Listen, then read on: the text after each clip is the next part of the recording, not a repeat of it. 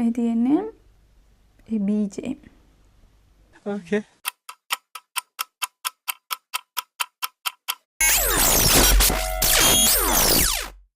ජොනස් diary ඔන්න අදත් අලුත් පිටුවක්. ඉතින් අද මම ඔයාලත් එක්ක බෙදා ගන්න අරන් ඇවිල්ලා තියෙන්නේ මෙන්න මේක.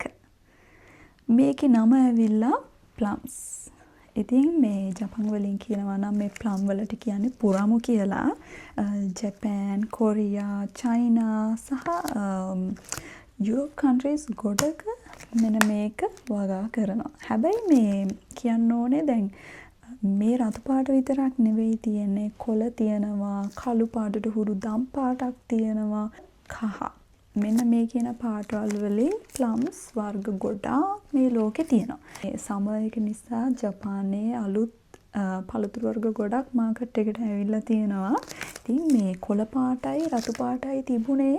එනකොට මට මේ ටිකක් ආසෙ හිතුණා මේ රතු පාට හරි ලස්සනයිනේ. ඔයාලත් එක try කරන්න. මේ පළවෙනි වතාවට තමයි මම ප්ලම් ගෙඩියක් කන්න යන්නේ ඔයාලත් එක්ක. මේකේ price එක මට වුණා yen 46යි 792ක්. ලංකා මුදලින් මං හිතන්නේ 1280ක් විතර වගේ ඇති. ගෙඩි තියනවා මේකේ 8ක් තියෙනවා. ඔයාලා හිතනවද මේ ගානට වාසි කියලා? මට හිතෙනවා මේ ගානට වාසිය ඇති කියලා. හරි අපි මේක try කරමු. ඇත්තටම හරිම cute මන් දන්නේ මේක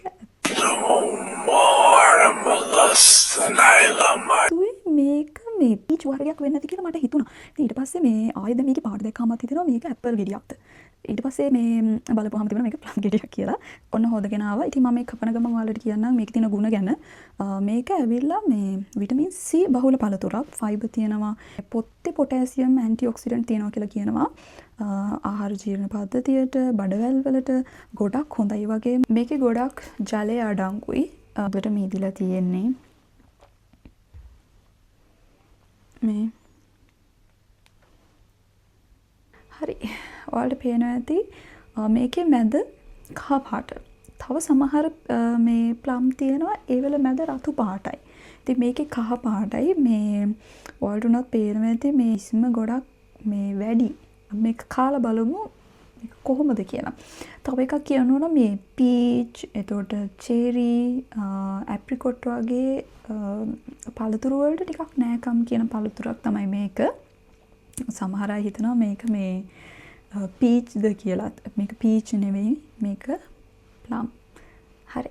ඉතදකිමාස්.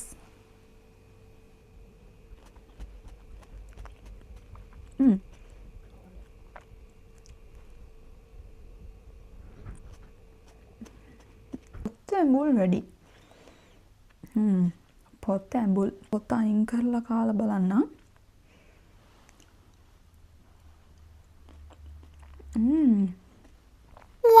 තමයි ඇඹුල තියෙන්නේ. මැද හොඳයි. මේ ගොඩක් මස් තියෙනවා.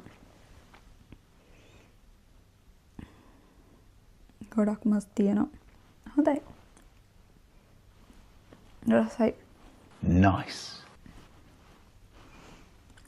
ළමයි මේ චෙරි රහයන්නේ.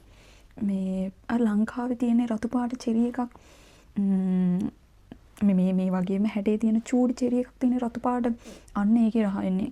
කිසිම වෙනසක් නැහැ. මේ ඒ රහම තමයි තියෙන්නේ. ඔයාලට පේන ඇති මේකේ ලොකු බීජයක් තමයි තියෙන්නේ. කැලරි හරිම අඩුයි. ඉතින් කැලරි අඩු නිසා ස්නැක් එකක් විදිහට කන්නත් පුළුවන්. ආහාර ජීර්ණ පද්ධතියට, ඒ වගේම මලබද්ධය ගැටලු තියෙන අයට මේ වගේ ගෙඩියක් කන එක හොඳයි.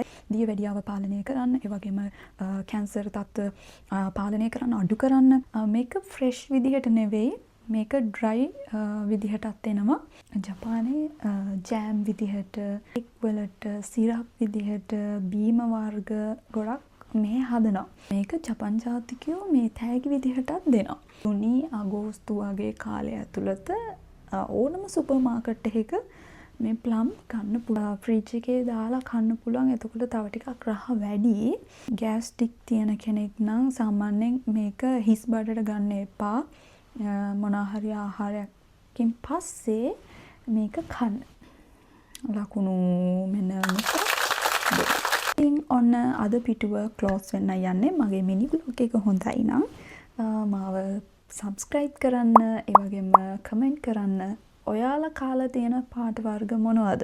ඒ වගේ මේවල රස කොහොමද කියලා පල්ලෙන් කමෙන්ට් එකක් දාන්න. ඉතින් මාත් එක්ක රැඳිලා ඉන්න, ඒ වගේම මගේ වීඩියෝස් බලන මගේ යාළුවෝ හැමෝටම මං ආදරෙයි. බයි.